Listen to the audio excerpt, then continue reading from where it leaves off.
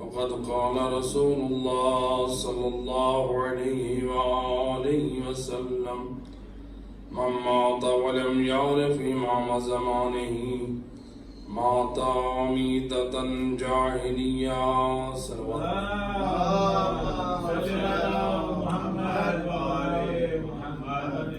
سامعین محترم، سید الرسل کی جس حدیث مبارکہ کو سرنامہ کلام قرار دیا ہے، تو یہ وہ روایت، اس روایت کو علماء اہل شیعہ اور علماء اہل سنت نے نقل کیا ہے کہ جس میں بانی شریعت اپنی امت کی ہدایت اور اصلاح کے لیے فرما رہے ہیں من مات ولم یعرف امام زمانہ مات میتۃ جاہلیہ. جو شخص اپنے زمانے کے امام کی معرفت کے بغیر مرا وہ جاہلیت یعنی وہ کفر کی موت مرا. یعنی اللہ نے انسان کی ہدایت کے لیے انتظام کیا لیکن اس نے اس ہدایت سے استفادہ نہ کیا. زمانہ یعنی زمانہ ہدایت ہے، تو جس نے ہادی کی ہدایات سے استفادہ نہ کیا گویا وہ جاہلیت کی موت مرا. مسلسل آپ 3 گفتگویں اس موضوع پر سن چکے ہیں. تو لہذا غیبت امام میں ہر مومن کی شرعی ذمہ داری یہ ہے وہ یہ دیکھے کہ میرے امام کیا چاہتے ہیں. یہ نہیں دیکھنا ہے کہ میرا دل کیا چاہتا ہے، میرا نفس کیا چاہتا ہے، میری خواہشات کیا چاہتی ہیں. معرفت نام ہے جس ہستی کو امام حق ہونے سے پہچانا ہے، جیسے وہ کہے ویسے کرتے جائیں. اگر وہ دن کے وقت بلا لے تو یہ نہ دیکھیں کہ گرمی ہے یا سردی ہے. اگر وہ جہاد میں بلائے، اگر وہ مسجد میں بلائے، اگر وہ ماہ رمضان میں روزوں کے لیے بلائے، اگر وہ اموال میں صدقہ و خیرات کو ادا کرنے کے لیے حکم دے، تو جب ہم نے ولی کی ولایت کو اپنے اوپر تسلیم کیا ہے تو اس کا مطلب یہ ہے کہ حکم اس کی ذات کا ہمارے اوپر نافذ ہوگا، ہماری اپنی خواہشات ہمارے اوپر نافذ نہیں ہوں گی. اگر ہم نے اپنی خواہشات کو مقدم رکھا، امام معصوم امام حق کی خواہشات، اس کی رضا کو ہم نے نظر انداز کیا، تو ہم اپنی زبان اور اپنے دعوے میں تو سب کچھ ہو سکتے ہیں لیکن اپنے زمانے کے امام کی معرفت رکھنے والے نہیں ہو سکتے. تو معرفت امام جو ہے وہ اتباع اور پیروی سے ظاہر ہوتی ہے کہ جیسے جیسے کوئی ائمہ اہل بیت کی پیروی کرتا جائے گا، جیسے جیسے ان کی اتباع کرتا جائے گا، ائمہ اہل بیت کے کلام کی روشنی میں تو یہ بات ثابت ہے، دنیا والے بھی یہ بات تسلیم کریں گے، دنیا والے بھی اس بات کی تصدیق کریں گے کہ یہ دن بدن اہل بیت کے اور خدا کے قریب ہو رہا ہے. کیونکہ جو انسان عمل انجام دے رہا ہے اس عمل سے یہ کشف ہوتا ہے، اس عمل سے یہ ظاہر ہوگا کہ یہ کس سے محبت کرتا ہے. اگر انسان مثال کے طور پر بعض لوگ ہوتے ہیں وہ ایکٹرز کی من پسند ہیئر سٹائل رکھتے ہیں یا ان کے من پسند کلر کی شرٹیں یوز کرتے ہیں، تو دنیا میں لوگ خود بخود یہ فیصلہ کر لیتے ہیں یہ فلاں ایکٹر کو پسند کرتا ہے، لائک کرتا ہے، جس کی وجہ سے اس کی من پسند چیزوں کو، اس کے رنگوں کو یہ اپنا رہا ہے. اسی طرح سے اب وہ ان کی محبت، ان کے اسٹائل تو انسان کو ہلاکت کی طرف لے جائیں گے، لیکن جیسے جیسے انسان کردار میں سیرت میں، عمل صالح میں، ائمہ ہدا کے راستے پہ چلتا جائے گا، دنیا والے اپنے تو کیا غیر بھی یہ کہیں گے کہ دیکھو یہ جعفری ہیں، جعفر ابن محمد کے شیعہ ہیں، کس قدر یہ نمازی ہیں، کیسے روزے دار ہیں، کیسے یہ حاجی ہیں، یہ ہے تو جعفر صادق کا ماننے والا لیکن کردار کا اور کلام کا بڑا سچا اور پکا ہے۔ تو لہذا ایسا مومن ہونا چاہیے، فقط زبانی نہیں ہونا چاہیے۔ تو معرفت امام کا مطلب یہ ہے کہ اپنی خواہش اور آرزو نہ ہو، امام کی رضا کو مقدم رکھے۔ انسان اب جو دل میں آتا جائے کہتا رہے، کرتا رہے، اپنی خواہشات سے، اپنی خواہشات پر عمل کرنے کا نام دین نہیں ہے۔ دین نام ہے اللہ کے بتائے ہوئے قانون پر عمل کرنے کا، دین نام ہے محمد وآل محمد کی تعلیمات پر عمل کرنے کا۔ ایک صلوات پڑھ دیں محمد علیہ۔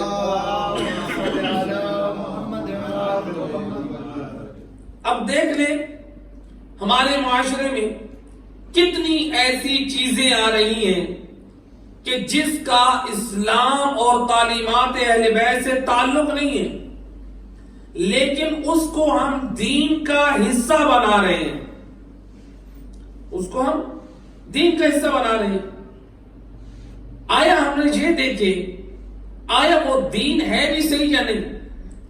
تو دین کی تعلیمات کا ہمیں کیسے اندازہ ہوگا؟ جب ہم قرآن سے انس رکھیں گے، جب ہم ائمہ اہل بیت کی تعلیمات کو دیکھیں گے، تو تب ہمیں معلوم ہوگا کہ میرا کون سا عمل دین کے مطابق ہے اور کون سا عمل جو ہے وہ دین سے ہٹ کر ہے۔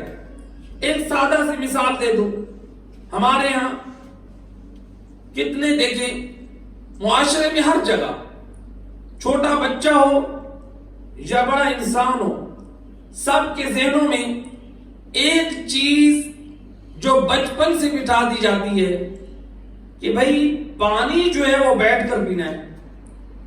جبکہ اگر ہم فقہ امام جعفر صادق علیہ الصلوۃ والسلام کا اللہم صلی علی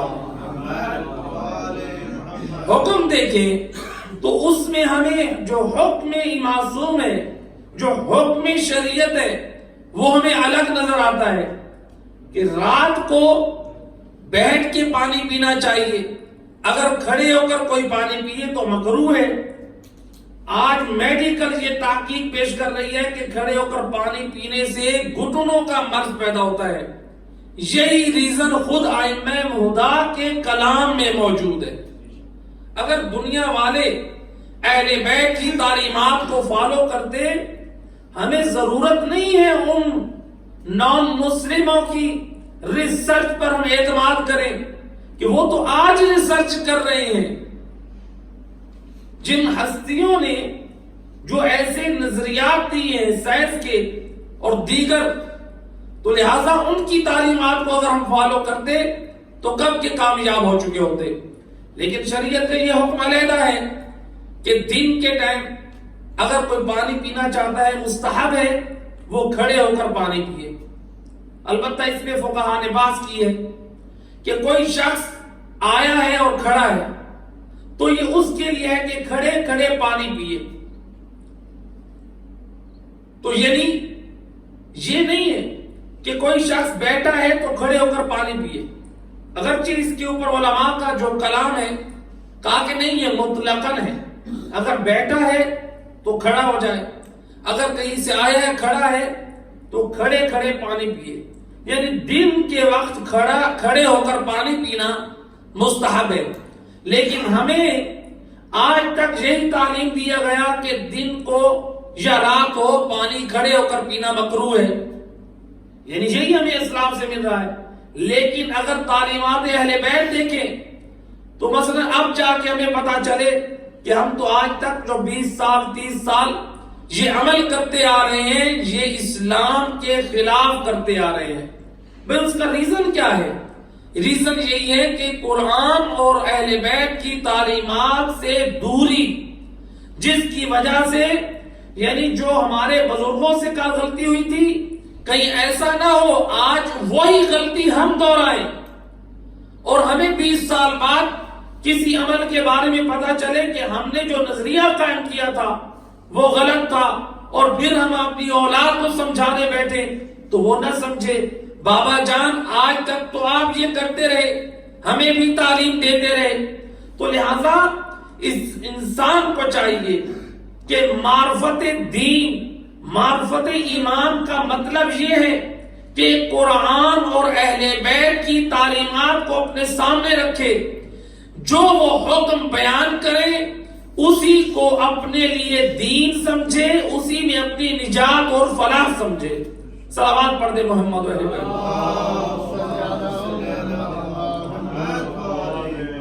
لیکن اپنی خواہشات ہو تو ہم دین میں بہت ساری چیزیں بنا لیں گے، یعنی جو دین کا حصہ نہیں ہے وہ دین کا حصہ بنا لیں گے۔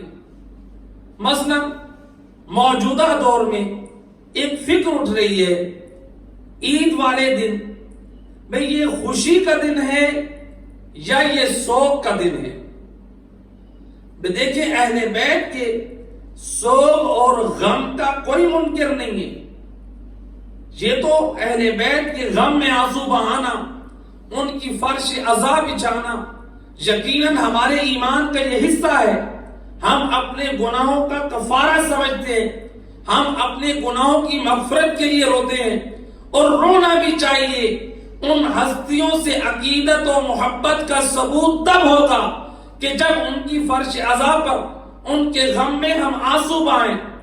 لیکن سوال یہ اٹھتا ہے، جو اسلام نے ایک یوم سرور، ایک یوم فرحت قرار دیا ہے، اس دن کو اگر ہم یوم غم بنائیں، اگر ہم یوم سوگ منائیں، تو کیا اہل بیت کی تعلیمات میں یا قرآن کی نگاہ میں ہمارا یہ عمل صحیح ہے؟ اس مختصر وقت میں ذرا ہم غور کرتے ہیں ائمہ اہل بیت کے کلام کی روشنی میں، تاکہ کہیں پر اگر ہمارے ذہن میں کوئی خلش ہے تو ائمہ اہل بیت کی پاک تعلیمات کی روشنی میں ہماری اصلاح ہو جائے۔ ایک صلوات پڑھ دے محمد و اہل بیت اللہ۔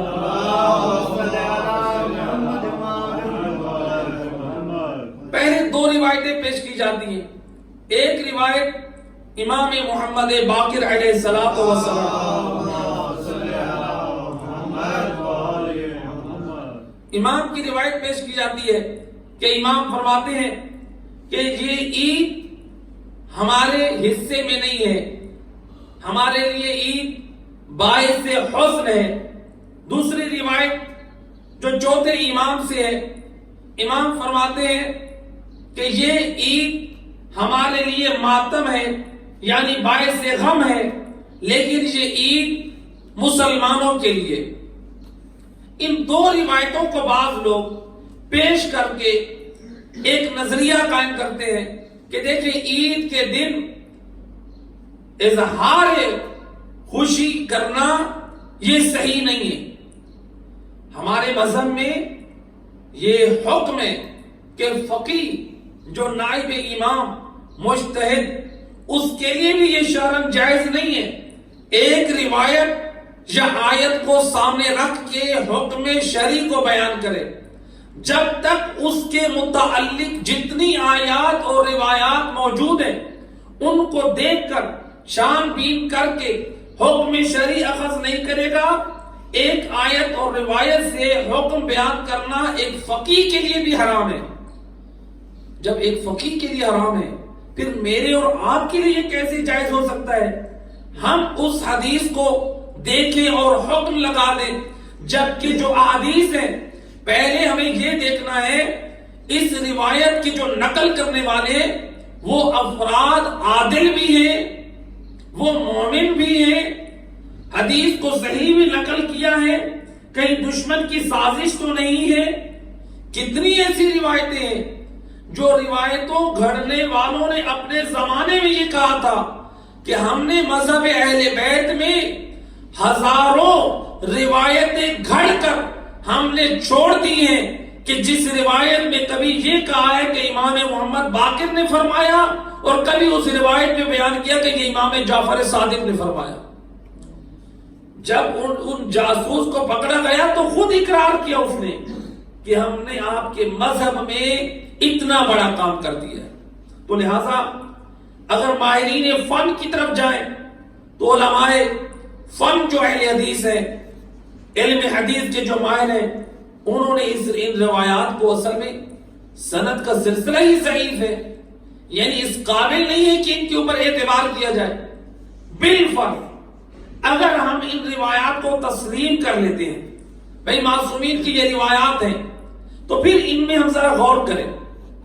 جو روایت میں ہے کہ امام کا یہ کہنا کہ ہمارے لیے یہ حزن قرار دی گئی ہے، یہ عید ہے، بھئی وہ کیسے حزن قرار دی گئی ہے؟ احادیث میں ہم ذرا غور کریں، ذرا فکر کریں تو اس میں جو بیان ہوا ہے، چونکہ پہلی عید میں حضرت امیر المومنین کی شہادت واقع ہوئی، دوسری جو عید آئی تھی وہ حضرت مسلم کی شہادت، تو اس جانب اشارہ تھا.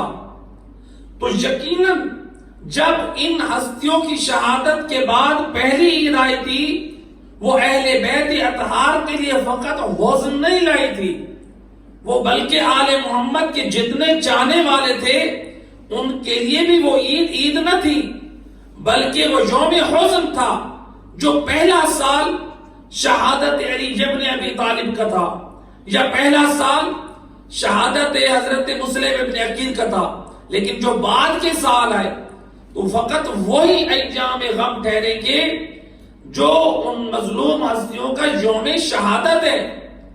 اگر ہم یہ کہیں کہ نہیں، معصومین کا 10واں یا 40 جو ہے، یعنی 40واں جب تک نہیں ہوگا ہم خوشی کا اظہار نہیں کر سکتے، اگر ہم اس پر عمل کریں تو پھر آپ جا کر ریسرچ کریں، پورے سال میں کسی ایک دن بھی آپ خوشی کا اظہار نہیں کر سکتے.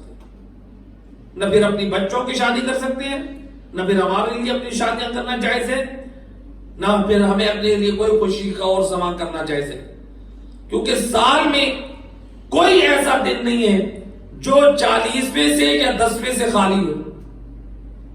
دیکھ لیں 18 ذی الحج کو جو ہم جشن مناتے ہیں، جو ہماری بہت بڑی عید ہے، لیکن اس عید کے دن ابھی کس کا 10واں نہیں گزرا؟ حضرت مسلم ابن عقیل کا.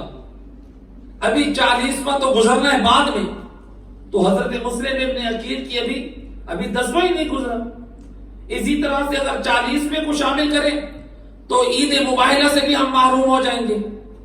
اسی طرح سے رجب میں اگر آئیں تو رجب میں 3 رجب کو امام علی نقی علیہ السلام کی شہادت ہے، لیکن 10واں امام علی ابن ابی طالب کا یوم ولادت باسعادت. تو اب پھر ہمیں 13 رجب کا جشن بھی نہیں منانا چاہیے. اور پھر اسی طرح سے یعنی اگر ماہ شعبان میں ہم دیکھیں، ماہ شعبان میں یعنی جمادی الثانی میں جناب فاطمہ زہرا سلام اللہ علیہ کی شہادت 3 جمادی الثانی کو ہوئی. تو بی بی کا جو 40واں اگر ہم لے کر جائیں تو 3 شعبان کی خوشی بھی ہماری جاتی ہے، 4 شعبان کی خوشی بھی اسی میں جاتی ہے. یعنی شعبان کی وہ اہم مناسبتیں جو ائمہ ہدا سے منسوب ہے، گویا ان خوشیوں سے محرومی. ایک صلوات پڑھتے محمد علی پہ.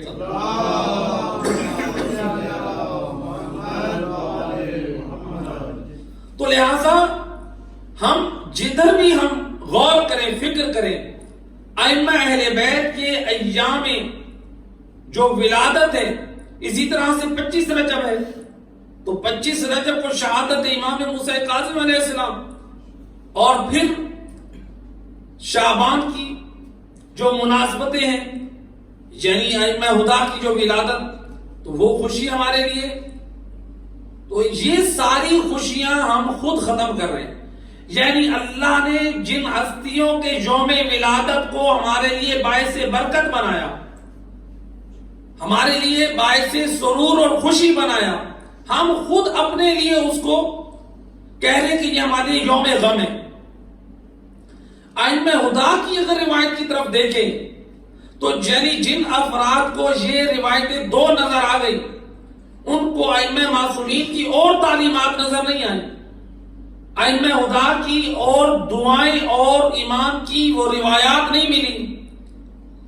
جیسے مثلا جو دعائے عید ہے، عید کی نماز میں ہم دعا پڑھتے ہیں اللہم اہل الکبریاء والعظمہ، تو اس میں آگے چل کے کیا پڑھتے ہیں؟ وَبِحَقِّ هَذَا الْيَوْمِ، اے اللہ اس دن کا واسطہ الَّذِي جَعَلْتَهُ عِیدًا لِلْمُسْلِمِينَ، یعنی تو نے مسلمانوں کے لیے جو عید قرار دیا ہے، تو یعنی اس دن کے حق کا واسطہ جو تو نے مسلمانوں کے لیے عید کا دن قرار دیا ہے. تو اب یہ تو امام معصوم کی زبانی ہمیں دعا ملی ہے، امام اس کو یوم عید قرار دے رہے ہیں. اب جب بیان کیا جائے تو بعض یہ فکریں کہتی ہیں امام نے اپنے لیے تھوڑی کہا ہے، یہ تو مسلمانوں کے لیے کہا ہے. تو اس کا مطلب ہے الیاذ باللہ کہ ہم کافر ہیں. اگر امام نے مسلمانوں کے لیے عید قرار دی ہے، یعنی دیکھیں فکر کیسی ہے، اصلاح کرنے کی بات کریں تو کہتے ہیں امام نے تو مسلمانوں کے لیے قرار دیا ہے. تو پھر کیا امام کے چاہنے والے الیاذ باللہ کافر ہیں؟ جو آج دنیا شیعہ کافر کہہ رہی ہے، تو پھر کہیں ایسا نہ ہو میرے دوستو کہ ہم عید کو چھوڑیں اور ترک کریں. جو آج دنیا ہم پر یہ اعتراض کر رہی ہے کہ دیکھو جو شعار اسلامی ہے، یہ شیعہ حضرات اس شعار اسلامی کو ترک کر رہے ہیں. کہیں ایسا نہ ہو تمام امت مسلمہ تو عید منائے اور ہم عید کا اظہار نہ کریں، یوم غم منائیں، اور دنیا والے جو آج تک ہمیں کہہ رہی تھی کافر، ان کو پوری دنیا میں یہ ڈنڈورا اور یہ سازش کرنے کی کا یہ موقع مل جائے اور وہ کہیں دیکھو تمام مسلمان عید کر رہے ہیں، شیعہ حضرات عید نہیں کر رہے. کہ ایسا نہ ہو کہ ہمارے اپنے عمل سے ہم اپنے مذہب کی بدنامی کا سبب بنے. اچھا پھر ایک صاحب کہنے لگے امام نے مسلمین کا کہا ہے، یہ مسلمانوں کے لیے عید ہے، مومنوں کے لیے عید نہیں ہے. اگر یہ اہل بیت کی تعلیمات پڑھی ہوتی، اگر قرآن پڑھا ہوتا، یہ اس قسم کے الٹے اور پیچیدہ قسم کے سوالات نہ اٹھتے. اگر یہی بات ہے تو پھر آئیں امام زین العابدین علیہ الصلوۃ والسلام،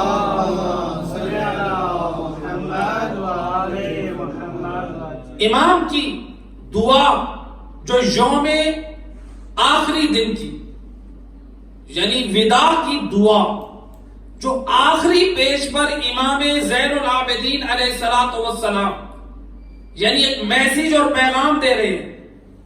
امام کیا فرماتے ہیں؟ اللہم انا نتوب الیک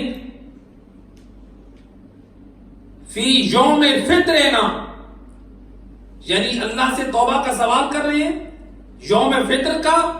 الذی جعلتہ للمؤمنین عیدا وسرورا، یعنی اے اللہ یہ دن جو تو نے مومنین کے لیے عید اور خوشی کا دن قرار دیا ہے، یہ کس کے لیے امام کہہ رہے ہیں؟ مومنین کے لیے.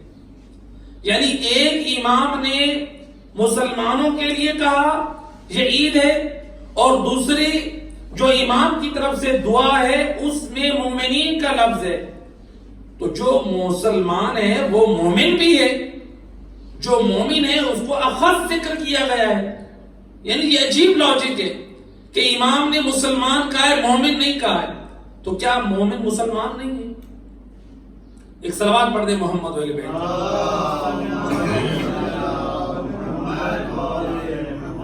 بارے دیگر کو آواز بولو.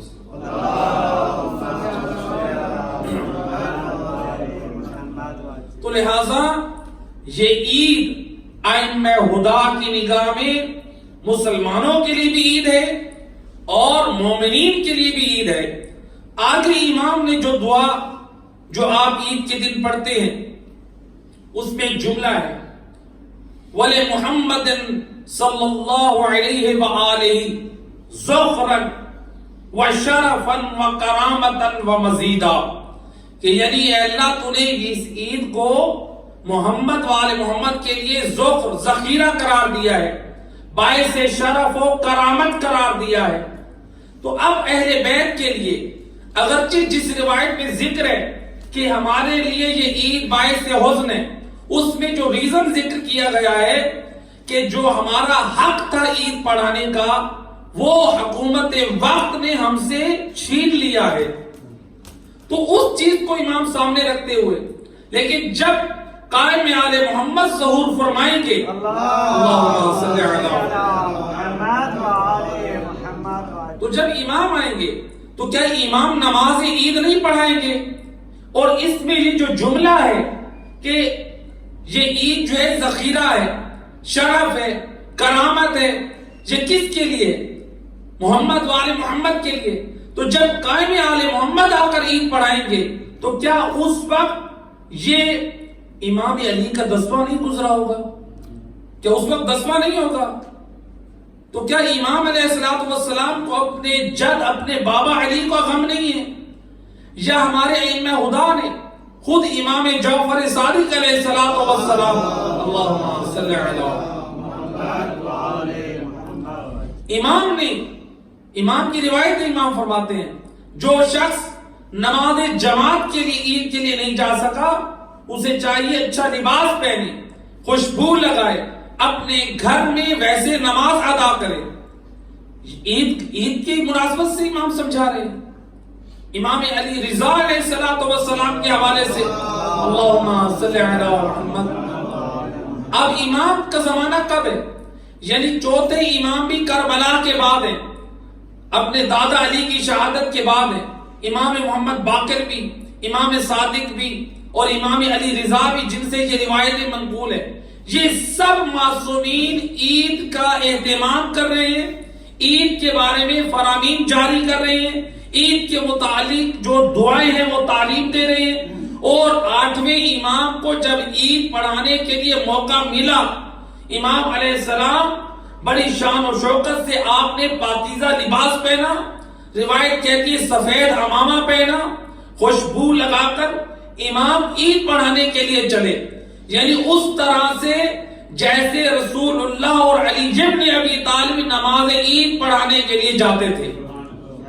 صلوات پڑھ دے محمد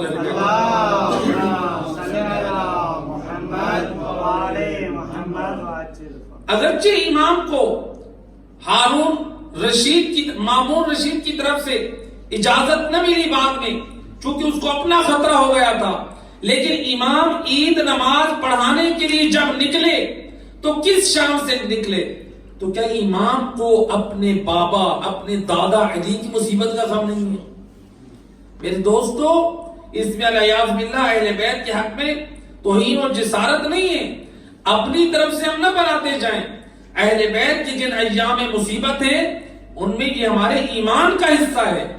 بے شک ذکر اہل بیت ہم جب کریں، بعض افراد یہ کہتے ہیں کل یوم عاشورہ، مولانا صاحب جس دن بھی ہم ذکر اہل بیت کریں کہ ہر دن تو یوم عاشورہ ہے۔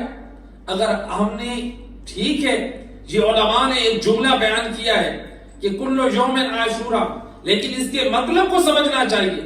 اگر ہم کہیں کہ ہر دن یوم عاشور ہے یعنی ہر دن ہمیں مصیبت بنانی چاہیے، ہمیں اس دن خوشی کا اہتمام نہیں کرنا چاہیے، پھر تو 13 رجب کی خوشی بھی چھوڑ دے، پھر تو 18 ذی الحج کی خوشی بھی چھوڑ دے، پھر تو 3 شعبان کا جشن بھی چھوڑ دے، پھر تو 4 شعبان کا جشن بھی چھوڑ دے، پھر تو 15 شعبان کا جشن بھی چھوڑ دے، پھر جتنے ائمہ خدا کے پھر 17 ربیع الاول کا جو جشن ہے وہ بھی چھوڑ دیں، کیونکہ جب ہر دن کو ہم یوم عاشورہ بنا رہے ہیں، یوم مصیبت بنا رہے ہیں، یوم غم بنا رہے ہیں، یوم عاشور سے مراد کچھ اور ہے۔ ہر دن آپ کے لیے یوم عاشورہ ہے۔ کیا مطلب؟ یعنی جس طرح حسین ابن علی نے دین کی بقا کے لیے کربلا میں قیام کیا تھا، جہاں کہیں بھی آپ دیکھیں دین کی نصرت کے لیے آپ کو قیام کرنے کی ضرورت پڑے تو آپ کے لیے وہ دن یوم عاشورہ کی مثل ہے۔ معنی اور مفاہیم کو سمجھیں، ان چیزوں کو اپنی مرضی سے دین نہ بنائیں، اپنی مرضی سے بناتے جائیں گے، اسی کا نام بدعت ہے۔ ادخال الشیء فی الدین ما لیس من الدین، بدعت کہتے ہیں جو اپنی طرف سے دین میں چیز داخل کر لیں، سنت کہتے ہیں جو قرآن اور اہل بیت کے فرامین کی روشنی میں ہو۔ بعض لوگ یہ کہتے ہیں مولانا صاحب کیا کریں، ہمارے خاندان میں مسئلہ ہے، ہمارے فلاں فیملی کے فلاں افراد ہیں، اس کا مطلب ہے کہ مجھے دین سے پیار نہیں ہے، مجھے اپنی عزت سے پیار ہے۔ میں ان لوگوں کو دیکھ رہا ہوں کہ اگر میں نے ایسا نہ کیا تو میرے ماحول میں، میری فیملیز میں، میرے کلچر میں میری انسلٹ ہوگی، یعنی چاہے استغفر اللہ ہم دین الہی کو پامال کرتے جائیں۔ ہم یہ تو دیکھ رہے ہیں کہ میں ان کو کیا منہ دکھاؤں گا۔ یہ سوچیں اگر ہم نے دین کو چھوڑ کر اپنی خواہشات کو دین میں داخل کیا تو میدان قیامت میں پھر علی مولا کو کیا منہ دکھائیں گے، میدان قیامت میں جناب فاطمہ زہرا کو کیا منہ دکھائیں گے۔ اپنی خواہشات سے ہم اگر دین پر عمل کرتے رہیں تو یہ دین کا چہرہ مسخ ہو جائے گا، دین ختم ہو جائے گا۔ وہ کیا چاہتا تھا، یزید کیا چاہتا تھا، اپنی خواہشات کو جاری کرنا چاہتا تھا، لیکن زہرا کے لال نے اس کی خواہش کو قبول نہیں کیا، جان دے دیے۔ کربلا والوں نے یہی ہمیں درس دیا ہے، خواہشات کا نام دین نہیں ہے، دین پر عمل کرنا اور خواہشات کو ختم کرنے کا نام دین ہے۔ صلوات پڑھتے محمد علیہ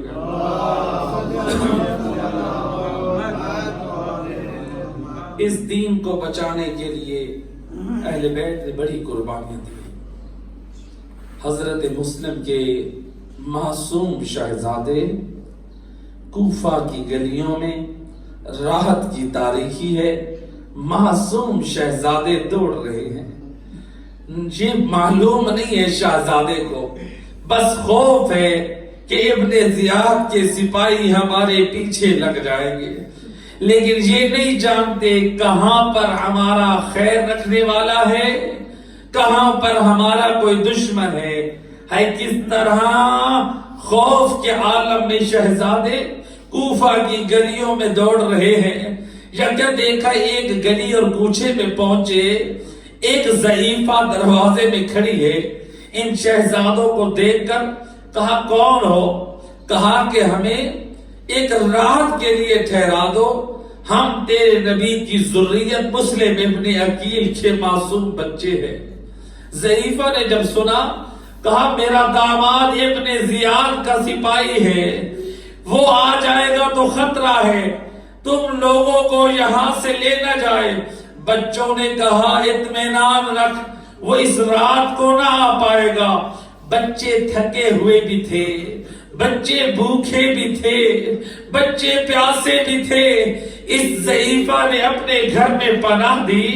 روایت کہتی ہے، شیخ عباس امی نقل کرتے ہیں، جب اس ضعیفہ نے کھانا دینا چاہا، ایک روایت میں ہے کہ شہزادوں نے کھانا کھایا، لیکن ایک روایت کہتی ہے شہزادے کہتے ہیں ہمیں مصلی عبادت دے جو آج تک ہماری نمازیں چھوٹی ہے، ہم چاہتے ہیں ان نمازوں کی قضا ادا کرے۔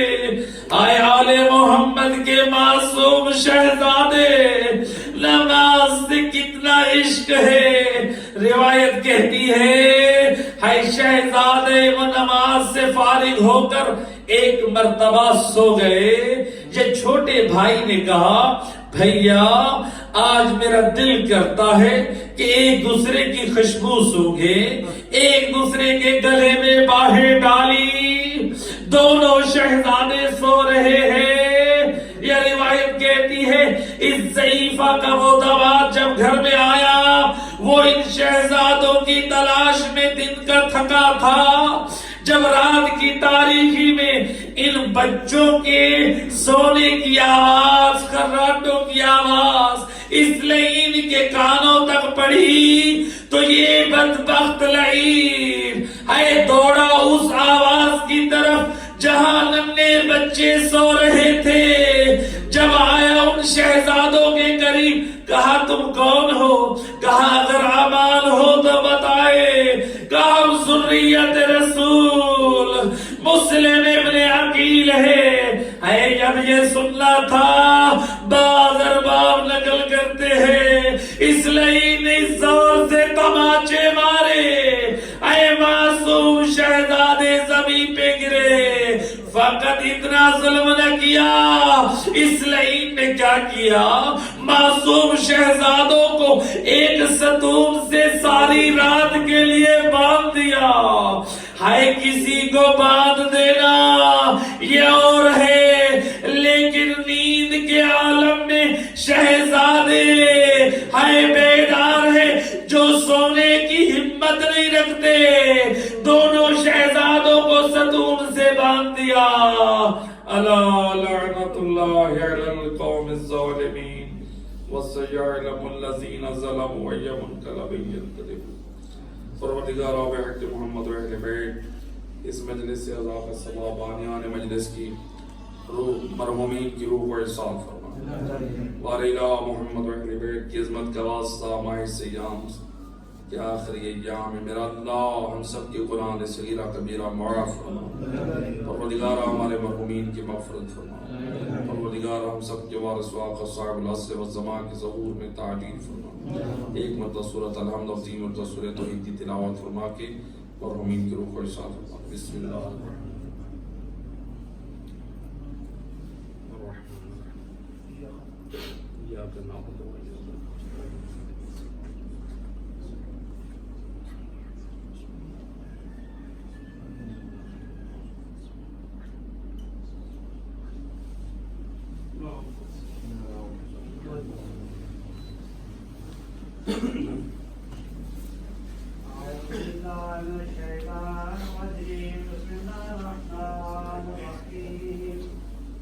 إن الله وملائكته يصلون على النبي يا أيها الذين آمنوا